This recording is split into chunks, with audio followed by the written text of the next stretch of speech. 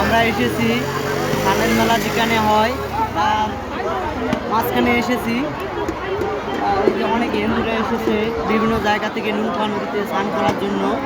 আপনারা দেখেন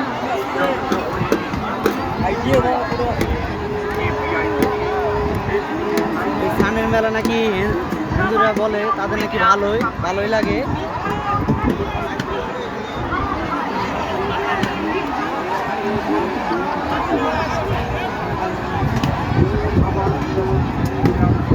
দেখেন তারা গোসল দিয়ে তাদের খাবার খাইতেছে। অনেক জায়গা থেকে তারা এসেছে।